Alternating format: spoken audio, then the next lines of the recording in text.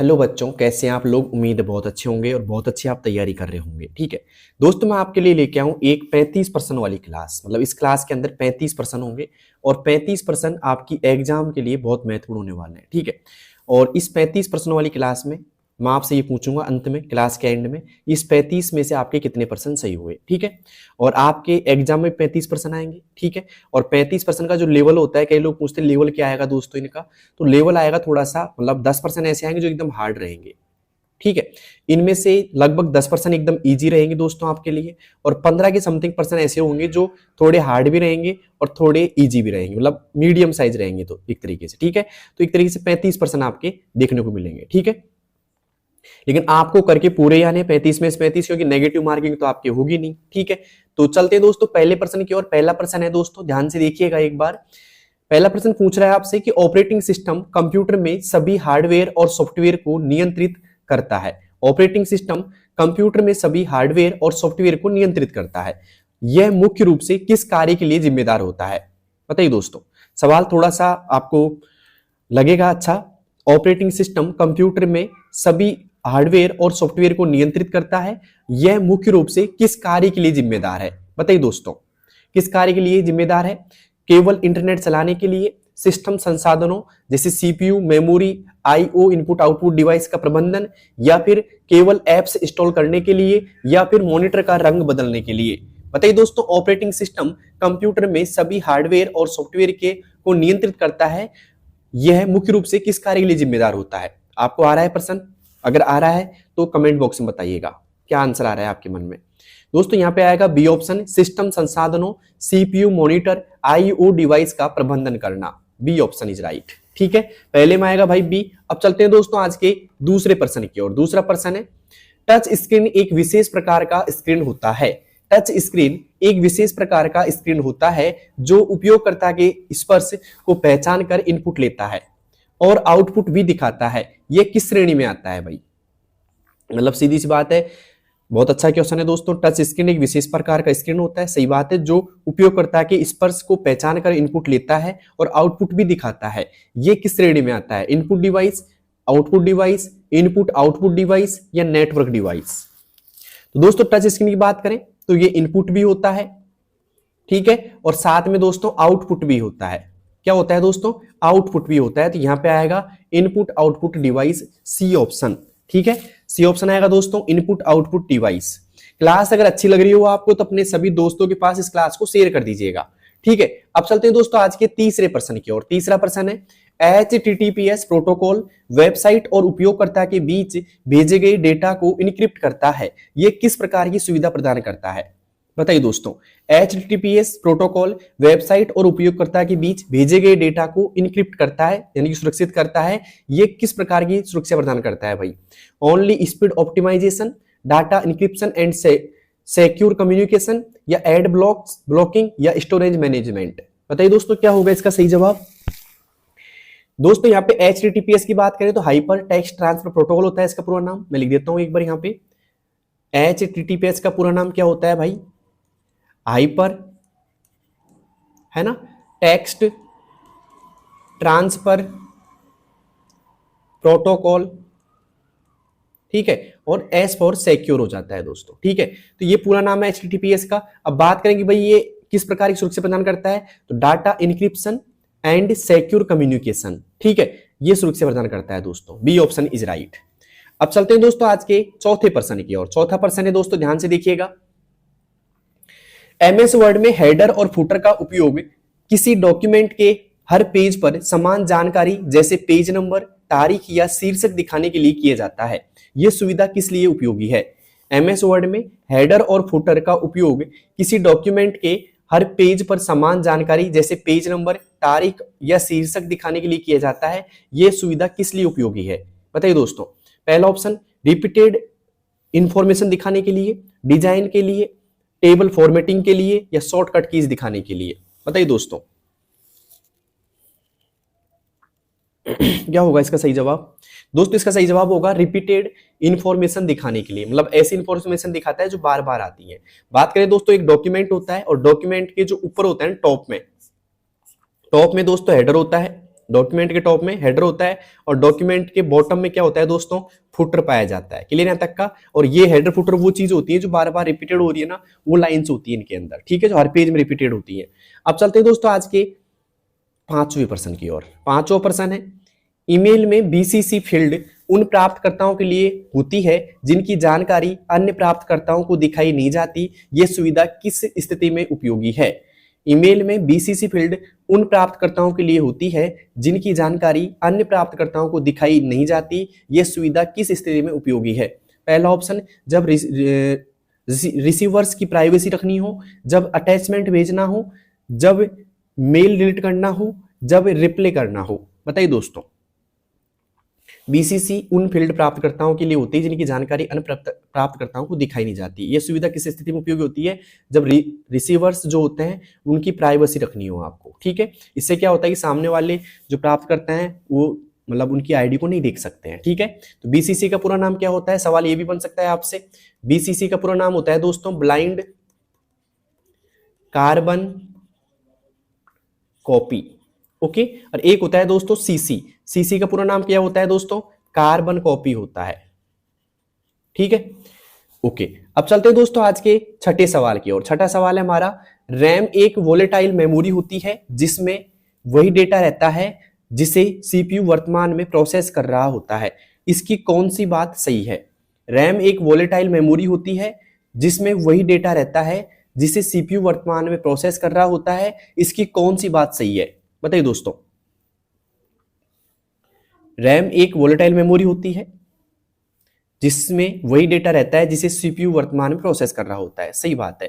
तो दोस्तों इसकी कौन सी बात सही है? पहला ऑप्शन, पावर ऑफ होने पर डेटा सुरक्षित रहता है क्या? नहीं रहता है। पावर ऑफ होते ही डेटा मिट जाता है, इसे सेकेंडरी मेमोरी कहते हैं? नहीं कहते हैं, प्राइमरी कहते हैं भाई रैम को। रैम क्या होती है दोस्तों? प्राइमरी मेमोरी होती है। इसे इनपुट डिवाइस कहते हैं? नहीं कहते हैं। तो यहाँ पे क्या बोल रहा है, कौन सी बात सही है? कि यही है कि बिजली गई डाटा गया, मतलब पावर ऑफ होते ही डेटा मिट जाता है, ठीक है। और रैम का पूरा नाम क्या होता है भाई? रैम का पूरा नाम होता है रैंडम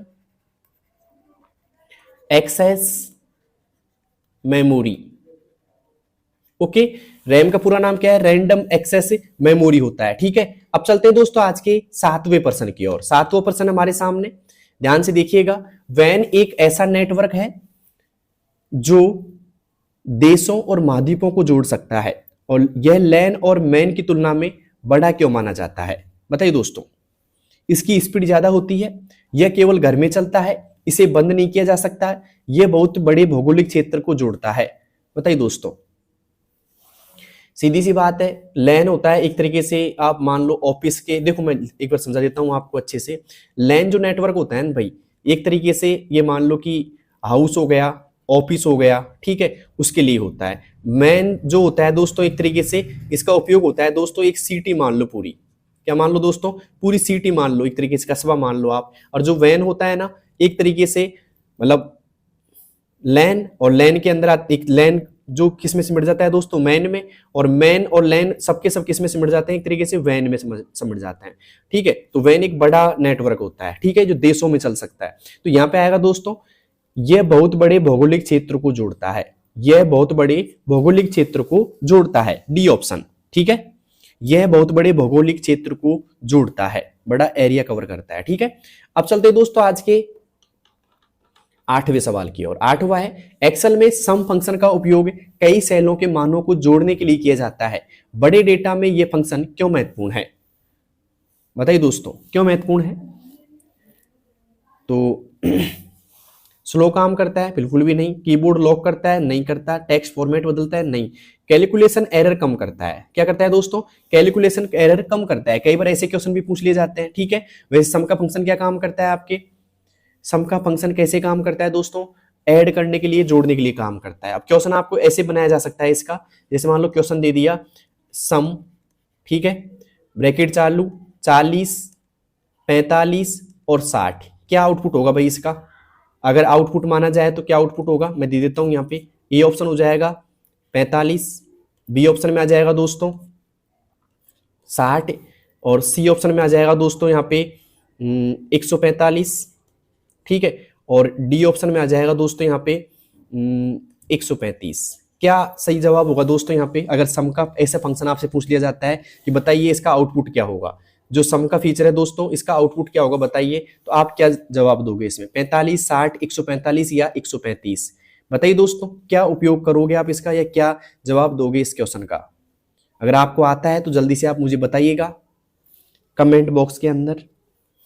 दोस्तों इसका जो सही जवाब होगा वो होगा कि ये जोड़ने का काम करता है। किसका जोड़ने करता है दोस्तों? जोड़ने का काम करता है। तो ये क्या काम करेगा? 40 + 45 + 60 कर देगा। तो सीधी सी बात है, यहाँ पे आएगा 40, 60 और 40 हो गए एक तरीके से 100 और 45 145। तो यहाँ पे आएगा दोस्तों D option, sorry C option is right. C option होगा 145 क्या हो जाएगा दोस्तों? इसका सही ऑप्शन हो जाएगा। ठीक है, अब चलते हैं दोस्तों आज के 90% की और 90% है हमारा कि सीपीयू को कंप्यूटर का दिमाग इसलिए कहा जाता है क्योंकि ये सभी गणनाएं और नियंत्रण करता है। इसके मुख्य घटक कौन से हैं बताइए दोस्तों? अब यहाँ पे कुछ ये है ना, ये लाइंस मैंने ऐसी डाल दी जो आपको बहुत कुछ समझ में आ जाएगा। सीपीयू को कंप्यूटर का दिमाग इसलिए कहा जाता है क्योंकि यह सभी गणनाएं और नियंत्रण करता है। तो बताइए इसके मुख्य घटक कौन से हैं?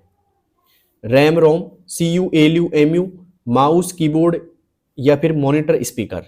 दोस्तों जो सीपीयू होता है इसके जो मुख्य घटक होते हैं, एक होता है दोस्तों एएलयू, एक होता है आपका सीयू और एक होता है दोस्तों आपका एमयू। ठीक है, तो ये आपके क्या होते हैं दोस्तों? मुख्य घटक होते हैं इसके। तो यहाँ पे आएगा दोस्तों बी ऑप्शन, सीयू, एएलयू और एमयू। ठीक है, अब यहाँ पे फुल फॉर्म की बात कर ली जाए इनकी, तो फुल फॉर्म होती है मतलब एएलयू की फुल फॉर्म क्या होती है दोस्तों? अरिथमेटिक। ठीक है, अरिथमेटिक लॉजिक यूनिट। ओके, और बात की जाए सीयू की, कंट्रोल यूनिट होती है। क्या होती है दोस्तों? कंट्रोल यूनिट होती है। और एमयू की क्या होती है दोस्तों? मेमोरी यूनिट होती है। क्या होती है दोस्तों?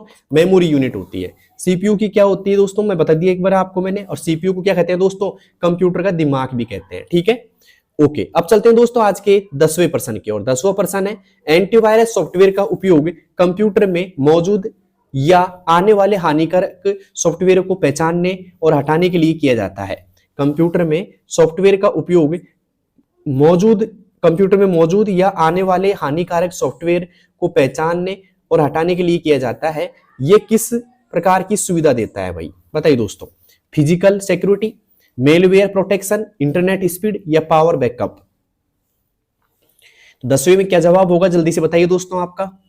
तो यहां पे आएगा दोस्तों एक तरीके से एंटीवायरस जो सॉफ्टवेयर है आपका वो देगा दोस्तों मेलवेयर प्रोटेक्शन। क्या देगा दोस्तों? मेलवेयर प्रोटेक्शन देगा। ठीक है, ओके, अब चलते हैं दोस्तों आज के 11वें प्रश्न की ओर। 11वां प्रश्न है हमारा, पीडीएफ को या पीडीएफ फाइलों का फॉर्मेट किसी भी डिवाइस पर एक जैसा रहता है। इन्हें खोलने के लिए सर्वाधिक उपयोग किया जाने वाला सॉफ्टवेयर कौन सा है? पीडीएफ फाइलों का फॉर्मेट किसी भी डिवाइस पर एक जैसा रहता है। इन्हें खोलने के लिए सर्वाधिक उपयोग किया जाने वाला सॉफ्टवेयर कौन सा है? एक्सेल है, नोटपैड है, एडोब रीडर है या वर्ड है? बताइए दोस्तों क्या है? अगर आपको आता है तो जल्दी से आप मुझे बता सकते हैं। तो दोस्तों इसका जवाब होगा एडोब रीडर। क्या होगा दोस्तों? एडोब रीडर होगा।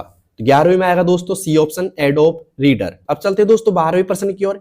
12वां प्रश्न है हमारा, यूपीआई एक रियल टाइम पेमेंट सिस्टम है। यूपीआई एक रियल टाइम पेमेंट सिस्टम है जिससे तुरंत बैंक टू बैंक लेन देन हो सकता है। इसका पूरा नाम क्या है भाई बताइए दोस्तों? ध्यान रखना, एक ही सवाल से कई सवाल आपके हल हो रहे हैं। अगर आपने क्वेश्चन ध्यान से पढ़ा होगा तो मजा आ जाएगा आपको। ठीक है, तो यूपीआई का फुल फॉर्म क्या है भाई? तो यूपीआई का फुल फॉर्म है यूनिफाइड पेमेंट इंटरफेस, यूनिवर्सल पे इंडिया, यूजर पेमेंट आइडेंटिफिकेशन या फिर यूनिक पे इंटीग्रेशन। तो यहां पे आएगा दोस्तों यूनिफाइड पेमेंट इंटरफेस। क्या होगा भाई? यूनिफाइड पेमेंट इंटरफेस होगा। A option is right. तो 12वें में आएगा ए ऑप्शन। ठीक है, ओके, अब चलते हैं दोस्तों आज के 13वें प्रश्न की ओर। 13वां प्रश्न है, आईपी एड्रेस इंटरनेट पर किसी भी डिवाइस की पहचान के लिए उपयोग किया जाता है। ठीक है, आईपी एड्रेस इंटरनेट पर किसी भी डिवाइस की पहचान के लिए उपयोग किया जाता है। यह क्यों महत्वपूर्ण है? डाटा इंक्रिप्शन के लिए, डिवाइस आइडेंटिफिकेशन एंड कम्युनिकेशन के लिए, रैम बढ़ाने के लिए या हार्ड डिस्क फॉर्मेट के लिए? बताइए दोस्तों क्यों महत्वपूर्ण है ये? तो ये महत्वपूर्ण है दोस्तों डिवाइस आइडेंटिफिकेशन एंड कम्युनिकेशन के लिए। B option is right, device identification and communication के लिए ये महत्वपूर्ण है। अब चलते हैं दोस्तों आज के अगले प्रश्न की ओर। अगला प्रश्न है हमारा, डिजी लॉकर नागरिकों को अपने प्रमाण पत्र और दस्तावेज डिजिटल फॉर्म में रखने की सुविधा देता है। बहुत महत्वपूर्ण बात है दोस्तों, डिजी लॉकर क्या करता है, नागरिकों को अपने प्रमाण पत्र और दस्तावेज डिजिटल फॉर्मेट में रखने की सुविधा देता है। ये किस सरकारी पहल का हिस्सा है, ये पूछ रहा है आपसे सवाल। मेक इन इंडिया का, यूपीआई मिशन का, डिजिटल इंडिया का या स्टार्टअप इंडिया का? बताइए दोस्तों क्या होगा इसका सही जवाब। दोस्तों इसका सही जवाब होने वाला है, वो होगा दोस्तों डिजिटल इंडिया। क्या होगा दोस्तों, डिजिटल इंडिया का होगा। अब चलते हैं दोस्तों आज के 15वें प्रश्न की ओर। 15वां प्रश्न है, dot PPTX file Microsoft PowerPoint द्वारा बनाई जाती है, ये किसकी फाइल होती है? बताइए दोस्तों, डॉट पीपीटीएक्स माइक्रोसॉफ्ट प्रेजेंटेशन द्वारा बनाई जाती है, ये किसकी फाइल होती है? डॉक्यूमेंट की, स्प्रेडशीट की, प्रेजेंटेशंस की या डाटाबेस की? तो ये दोस्तों प्रेजेंटेशन की, किसकी है दोस्तों, प्रेजेंटेशन की होती है। डॉक्यूमेंट की बात करें तो डॉट डॉक्स होती है। स्प्रेडशीट की बात करें दोस्तों डॉट XLSX मान सकते हैं आप, और यहाँ पे इसकी मैंने बताई दी आपको। तो उम्मीद करता हूं आपको समझ में आ गया होगा, पीपीटीएक्स जो है वो प्रेजेंटेशन की फाइल है। ठीक है, अब चलते हैं दोस्तों आज के 16वें प्रश्न की ओर। 16वां है, इंटरनेट का उपयोग करते समय कुकीज उपयोगकर्ता के व्यवहार और प्रेफरेंस को स्टोर करती है, ये किस लिए उपयोग होती है? इंटरनेट का उपयोग करते समय कुकीज उपयोगकर्ता के व्यवहार और प्रेफरेंस को स्टोर करती है, ये किस लिए उपयोग होती है? पहली ऑप्शन बैटरी बचाने के लिए, यूजर डाटा प्रेफरेंस स्टोर करने के लिए, वायरस हटाने के लिए या सिक्योरिटी लॉक करने के लिए? बताइए दोस्तों क्या होगा इसका सही जवाब। तो इसका सही जवाब होने वाला है user data and preference store करने के लिए, बी ऑप्शन इज राइट। ठीक है, अब चलते हैं दोस्तों आज के 17वें प्रश्न की ओर। 17वां प्रश्न है, कंप्यूटर में बिट को सबसे छोटी इकाई माना जाता है। कंप्यूटर में बिट को डेटा की सबसे छोटी इकाई माना जाता है, इसकी क्या विशेषता है? 8 बाइट्स, 1 या 0 या 1 को दर्शाता है, स्टोरेज डिवाइस है या सीपीयू का भाग है? बताइए दोस्तों, बिट को डेटा की सबसे छोटी इकाई माना जाता है, इसकी क्या विशेषता है? 0 1 को दर्शाता है। क्या दोस्तों, 0 1 को दर्शाता है, बी ऑप्शन इज राइट। अब चलते हैं दोस्तों आज के 18वें प्रश्न की ओर। 18वां प्रश्न है, ईमेल में सीसी और बीसीसी दोनों होते हैं, इसमें मुख्य अंतर क्या है? सीसी हिडन होता है, दोनों हिडन होते हैं, दोनों दिखाई देते हैं, बीसीसी हिडन होता है। बताइए दोस्तों क्या होगा इसका सही जवाब। मुख्य अंतर क्या है भाई दोनों में? तो भाई सीसी हिडन नहीं होता है, दोनों हिडन ही नहीं होते हैं, दोनों दिखाई देते हैं, ऐसा भी गलत बात है। बीसीसी क्या होता है दोस्तों, हिडन होता है, जबकि सीसी दिखाई देता है। अब यहाँ पे मोस्ट इंपॉर्टेंट बात है, सीसी की फुल फॉर्म क्या होती है? Carbon copy. ठीक है, क्या होती है दोस्तों? Carbon copy. और बीसीसी का पूरा नाम क्या है दोस्तों? Blind carbon copy, blind carbon copy. ठीक है, उम्मीद करता हूं आपको समझ में आ गया होगा। अब चलते हैं दोस्तों आज के 19वें सवाल की ओर। 19वां सवाल है यहाँ पे, कंट्रोल एस शॉर्टकट क्या करता है? कंट्रोल एस शॉर्टकट क्या करता है? प्रिंट करने का, कॉपी करने का, क्लोज करने का या सेव करने का? बताइए दोस्तों कंट्रोल एस क्या काम करता है? तो कंट्रोल एस करता है भाई सेव करने का। ठीक है, आपको प्रिंट का पता होगा, कंट्रोल पी होता है। यहाँ पे कॉपी करने का होता है दोस्तों कंट्रोल के साथ में सी ऑप्शन, क्लोज करने का होता है दोस्तों कंट्रोल के साथ में डब्ल्यू का ऑप्शन होता है। ठीक है, उम्मीद करता हूं आपको समझ में आ गया होगा। अब चलते हैं दोस्तों आज के 20वें प्रश्न की ओर। 20वां प्रश्न है, कंप्यूटर में हार्ड डिस्क किस प्रकार की मेमोरी होती है? कंप्यूटर में हार्ड डिस्क किस प्रकार की मेमोरी होती है? टेम्परेरी, सेकेंडरी स्टोरेज या कैश या वर्चुअल? बताइए दोस्तों क्या होगा यहाँ पे, कंप्यूटर की जो हार्ड डिस्क होती है वो किस प्रकार की मेमोरी होती है भाई? अगर आपको आता है आंसर तो जल्दी से दीजिएगा। कंप्यूटर की हार्ड डिस्क किस प्रकार की मेमोरी होती है? तो दोस्तों ये होती है सेकेंडरी स्टोरेज। कौन सी होती है दोस्तों? सेकेंडरी स्टोरेज होती है। ओके, तो उम्मीद करता हूं यहां तक क्लास आपको अच्छी लग रही होगी। अब चलते हैं दोस्तों अगले प्रश्न की ओर। लेकिन उससे पहले मुझे बताइएगा अब तक की क्लास में मतलब 20 प्रश्नों में से आपके कितने प्रश्न एकदम सही हो चुके हैं? ठीक है, अब चलते हैं दोस्तों आज के 21वें प्रश्न की ओर। 21वां प्रश्न है हमारा, इंटरनेट बैंकिंग में ओटीपी का उपयोग लेन देन को सत्यापित करने के लिए किया जाता है, ओटीपी क्यों महत्वपूर्ण है? इंटरनेट बैंकिंग में ओटीपी का उपयोग लेन देन को सत्यापित करने के लिए किया जाता है, ओटीपी क्यों महत्वपूर्ण है? लॉगिन तेज करने के लिए या लॉगिन तेज बनाने के लिए, डाटा कंप्रेस करने के लिए एक्स्ट्रा सिक्योरिटी प्रदान करने के लिए या फाइल डाउनलोड करने के लिए? बताइए दोस्तों क्या होगा इसका सही जवाब। तो अगर आपको आता है तो जल्दी से बताइएगा, ओटीपी का उपयोग क्यों महत्वपूर्ण है? दोस्तों एक्स्ट्रा सिक्योरिटी प्रदान करने के लिए। किसके लिए दोस्तों? एक्स्ट्रा सिक्योरिटी प्रदान करने के लिए। C option is right. ठीक है, अब चलते हैं दोस्तों आज के 22वें प्रश्न की ओर। 22वां प्रश्न है हमारा, एमएस एक्सेल में ऑटोफिल सुविधा का उपयोग किस उद्देश्य से किया जाता है? एमएस एक्सेल में ऑटोफिल सुविधा का उपयोग किस उद्देश्य से किया जाता है? फॉन्ट्स बदलने के लिए, सीरियल या सीरीज और पैटर्न्स को जल्दी भरने के लिए, फाइल इंक्रिप्शन के लिए या चैट डिलीट करने के लिए? बताइए दोस्तों क्या होगा इसका सही जवाब। तो दोस्तों यहां पे बात करें हम तो सीरीज और पैटर्न को भरने के लिए, जल्दी भरने के लिए हम ऑटोफिल का उपयोग कर सकते हैं। ठीक है, जैसे मान लो महत्वपूर्ण क्या है दोस्तों ऑटोफिल में, अगर आप कंट्रोल+D करते हैं, कंट्रोल+CTRL+D करते हैं आप एक्सेल में, तो उससे क्या होगा दोस्तों? डाउन फिल होगा। क्या होगा दोस्तों? डाउन फिल कर सकते हैं हम उससे। लेकिन कंट्रोल के साथ में R प्रेस करेंगे आप तो उससे क्या होगा दोस्तों? राइट फिल होगा। क्या होगा दोस्तों? राइट फिल होगा उससे। क्लियर है तक का? ओके, अब चलते हैं दोस्तों आज के 23वें प्रश्न की ओर। 23वां प्रश्न है, कंप्यूटर नेटवर्क में मॉडेम का उपयोग किस लिए होता है?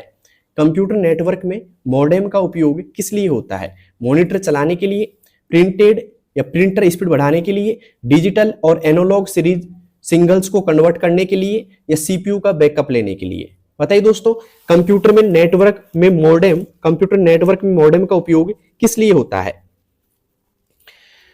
तो दोस्तों बात की जाए यहाँ पे कंप्यूटर नेटवर्क में मॉडेम की, तो वो होता है दोस्तों डिजिटल एनालॉग सिग्नल को कन्वर्ट करने के लिए, डिजिटल एनालॉग सिग्नल को कंट्रोल करने के लिए उसका उपयोग किया जाता है।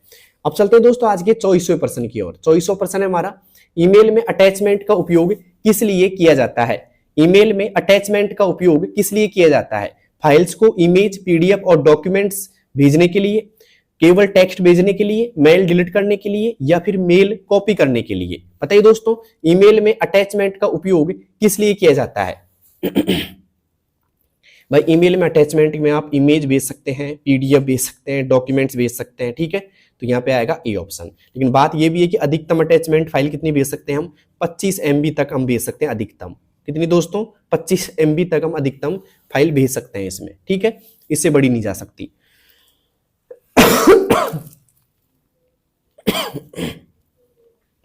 अब चलते हैं दोस्तों आज के 25वें प्रश्न की ओर। 25वां प्रश्न है हमारा, एंटीवायरस में रियल टाइम प्रोटेक्शन फीचर किसके लिए उपयोग होता है? एंटीवायरस में रियल टाइम प्रोटेक्शन फीचर किसके लिए उपयोग होता है? कंप्यूटर तेज करने के लिए, हर एक्टिविटी को लाइव स्कैन करके वायरस रोकने के लिए, कीबोर्ड टेस्ट करने के लिए, डिस्प्ले ब्राइट करने के लिए? बताइए दोस्तों एंटीवायरस में रियल टाइम प्रोटेक्शन फीचर किसके लिए उपयोग करता है? अगर आपको आता है समझ में तो जल्दी से बताइएगा मुझे क्या होता है इसका सही जवाब। दोस्तों यहाँ पे सही जवाब होगा वो होगा हर एक्टिविटी को लाइव स्कैन करके वायरस रोकने के लिए, हर एक्टिविटी को लाइव स्कैन करके वायरस रोकने के लिए। बी ऑप्शन आएगा दोस्तों इसमें। क्या आएगा दोस्तों? बी ऑप्शन आएगा, हर एक्टिविटी को लाइव स्कैन करके वायरस रोकने के लिए। ओके, क्लियर यहां तक का? उम्मीद करता हूं आपको 25वां भी समझ में आ गया होगा। अब चलते हैं दोस्तों 26वें सवाल की ओर। 26वां क्या है दोस्तों? कंप्यूटर में कैश मेमोरी तेज परफॉर्मेंस क्यों देती है? कंप्यूटर में कैश मेमोरी तेज परफॉर्मेंस क्यों देती है? पहला ऑप्शन हार्ड डिस्क से बड़ी होती है, ओनली ग्राफिक स्टोर करती है, नेटवर्क रन करती है या सीपीयू के बहुत पास होती है? बताइए दोस्तों क्या होगा इसका सही जवाब। कंप्यूटर में कैश मेमोरी तेज परफॉर्मेंस क्यों देती है? तो दोस्तों सीपीयू के बहुत पास होती है। क्या होती है दोस्तों? ये सीपीयू के पास होती है और एक तरीके से कंप्यूटर में सीपीयू को तेजी से परफॉर्मेंस देती है, एक्सेस देती है। ठीक है, अब चलते हैं दोस्तों अगले सवाल की तरफ। क्यूआर कोड का उपयोग किस लिए होता है? क्यूआर कोड का उपयोग किस लिए होता है? केवल फोटो खींचने के लिए, डिजिटल जानकारी को स्कैन करके जल्दी प्राप्त करने के लिए, मोबाइल ब्राइटनेस बढ़ाने के लिए, बैटरी चार्ज करने के लिए? बताइए दोस्तों क्यूआर कोड का जो उपयोग है किस लिए होता है? अगर आपको आता है तो जल्दी से बताइएगा मुझे क्यूआर कोड का उपयोग किस लिए होता है। दोस्तों क्यूआर कोड का जो उपयोग होता है वो होता है डिजिटल जानकारी को स्कैन करके जल्दी प्राप्त करने के लिए, डिजिटल जानकारी को स्कैन करके जल्दी प्राप्त करने के लिए इसका उपयोग किया जाता है। B option is right. Okay, अब चलते हैं दोस्तों आज के 28वें प्रश्न की ओर। 28वां प्रश्न है, एमएस पावर पॉइंट में स्लाइड मास्टर का उपयोग क्यों किया जाता है? एमएस पावर पॉइंट में स्लाइड मास्टर का उपयोग क्यों किया जाता है? सभी स्लाइड को कॉमन, डिजाइन सेट करने के लिए, एनिमेशन जोड़ने के लिए, चार्ट बनाने के लिए, स्लाइड डिलीट करने के लिए। बताइए दोस्तों क्या होगा इसका सही जवाब?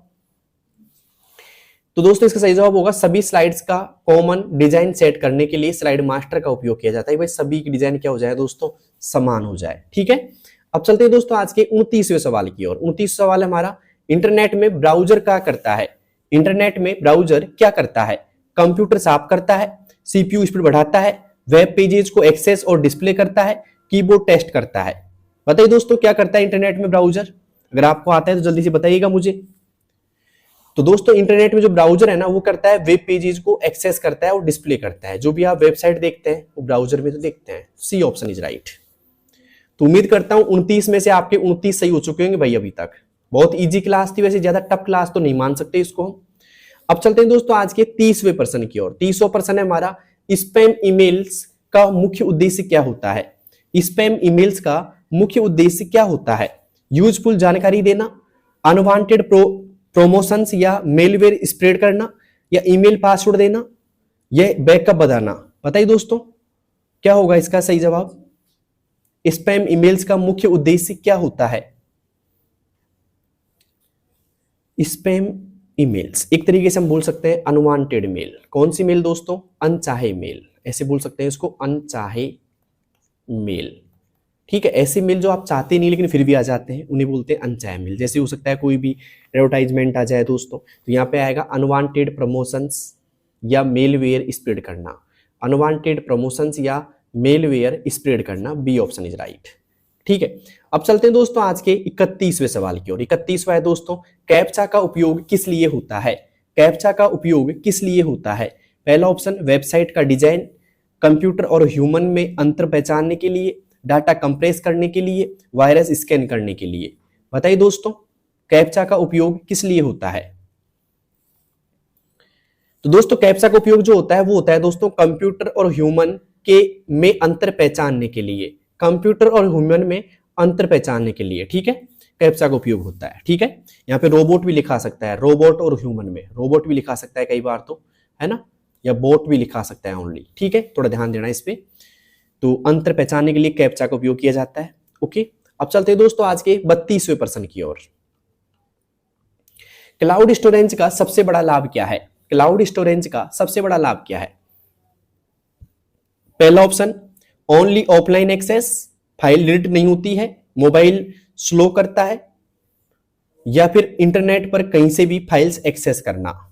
बताइए दोस्तों क्लाउड स्टोरेज का एक एग्जांपल बता देता हूं मैं आपको। आपके मोबाइल फोन में सभी के में होगा दोस्तों गूगल ड्राइव। क्या दोस्तों? Google drive. ओके, और गूगल ड्राइव में जो आप स्टोर कर देते हैं वो आप कहीं से भी एक्सेस कर सकते हैं इंटरनेट के द्वारा। तो यहाँ पे आएगा इंटरनेट पर कहीं से भी फाइल को एक्सेस कर सकते हैं हम। तो आएगा दोस्तों डी ऑप्शन, इंटरनेट पर कहीं से भी फाइल को एक्सेस करना। ठीक है, अब चलते हैं दोस्तों आज के 33वें प्रश्न की ओर। 33वां प्रश्न क्या है? माइक्रोसॉफ्ट एक्सेल में सेल एड्रेस किसे कहते हैं? माइक्रोसॉफ्ट एक्सेल में सेल एड्रेस किसे कहते हैं? सिर्फ नंबर्स को, सिर्फ अक्षर को, कॉलम प्लस रो नंबर को, या फाइल लोकेशन को? बताइए दोस्तों माइक्रोसॉफ्ट एक्सेल में सेल एड्रेस किसे कहते हैं? दोस्तों जो सेल एड्रेस होती है ना उसके अंदर एक तो होता है दोस्तों कॉलम का नाम। क्या होता है दोस्तों? कॉलम का नाम। ठीक है, और दूसरा क्या होता है दोस्तों? रो का नाम होता है। रो का नाम बोल सकते हैं, जैसे कॉलम का नाम हो गया एक तरीके से ABCD के रूप में चलता है कॉलम का नाम, और रो का नाम चलता है 1 2 3 के रूप में। तो यहाँ से मान लो मैंने A ले लिया तो A हो जाएगा, और यहाँ से 1 ले लिया तो 1 हो जाएगा। ठीक है, तो यहाँ पे A1 क्या हो जाएगा? एक तरीके से एक सेल एड्रेस हो जाएगा। तो यहाँ पे क्या आता है? एक तरीके से पहले आता है दोस्तों कॉलम का नाम, और फिर आता है दोस्तों रो का नाम आता है। तो यहाँ पे आएगा कॉलम लेटर पहले आएगा भाई, और बाद में क्या आएगा? रो नंबर आएगा। तो सी ऑप्शन इज राइट। ठीक है, पहले क्या आएगा दोस्तों? कॉलम लेटर आएगा, और फिर बाद में क्या आएगा दोस्तों? रो नंबर आएगा। ठीक है, अब चलते हैं दोस्तों आज के 34 की ओर। कंप्यूटर में मदरबोर्ड क्या होता है? कंप्यूटर में मदरबोर्ड क्या होता है? इनपुट डिवाइस होता है, इंटरनेट सर्वर होता है, मुख्य सर्किट बोर्ड जहां सभी कंपोनेंट जुड़े होते हैं, या प्रिंटर होता है? बताइए दोस्तों क्या होता है कंप्यूटर में मदरबोर्ड? जल्दी से बताइएगा क्या होगा इसका सही जवाब? दोस्तों यहाँ पे बात करें कंप्यूटर में मदरबोर्ड की, तो कंप्यूटर में जो मदरबोर्ड होता है ना, वो होता है दोस्तों मुख्य सर्किट बोर्ड, जहां सभी कंपोनेंट्स जुड़े होते हैं। ठीक है, सी ऑप्शन इज राइट। ठीक है, जिसमें सारे घटक जुड़े होते हैं ना, उसे हम बोलेंगे दोस्तों मदरबोर्ड। क्या बोलेंगे दोस्तों? मदरबोर्ड बोलेंगे हम। अब चलते हैं दोस्तों आज के 35 की ओर। साइबर क्राइम में फिशिंग का क्या अर्थ है? साइबर क्राइम में फिशिंग का क्या अर्थ है? बताइए दोस्तों। वीडियो डाउनलोड करना, नकली संदेश भेजकर जानकारी चुराना, कंप्यूटर स्टार्ट करना या रैम बढ़ाना। बताइए दोस्तों, साइबर क्राइम में फिशिंग का क्या अर्थ है? अगर आपको आता है फिशिंग का अर्थ साइबर क्राइम में, तो मुझे बताइए क्या होगा इसका अर्थ। वीडियो डाउनलोड करना होता है, नकली संदेश भेजकर जानकारी चुराना होता है, कंप्यूटर स्टार्ट करना होता है या रैम बढ़ाना होता है। दोस्तों फिशिंग की बात करें हम, तो फिशिंग एक अटैक होता है दोस्तों, जहां पे आप नकली संदेश भेज करके आपकी निजी जानकारी चुरा ली जाती है। ठीक है, यानी कि संवेदनशील जानकारी आपकी चुरा ली जाती है, उसे हम बोलते हैं दोस्तों फिशिंग अटैक। इसका अटैक ज्यादातर होता है दोस्तों ईमेल या वेबसाइट्स पे, जो आपको एक अच्छी सी ईमेल दिखाई दी जाएगी, वहां पे क्लिक करेंगे और आपकी निजी जानकारी भरी जाएगी, या फिर जो भी आपकी निजी जानकारी चुरा ली जाएगी। तो यहाँ पे आएगा नकली संदेश भेजकर जानकारी चुराना। ठीक है, तो दोस्तों कैसी लगी आपको ये 35% वाली क्लास? अगर अच्छी लगी तो मुझे बताना कमेंट बॉक्स के अंदर, और 35 में से आपके कितने % सही हो चुके हैं वो मुझे बताना दोस्तों। ठीक है, इस क्लास को अपने दोस्तों के पास शेयर करोगे आप सभी लोग, ठीक है, जिससे सभी को बेनिफिट मिल सके। और ये पर्सन काफी महत्वपूर्ण है, तो अच्छे से पढ़ के जाना इनको, हो सकता है इनमें से काफी क्वेश्चन आपको ऐसे कैसे मैच हो जाए। ठीक है, तो मिलते हैं दोस्तों नेक्स्ट वीडियो में, तब तक के लिए बेस्ट ऑफ लक, धन्यवाद।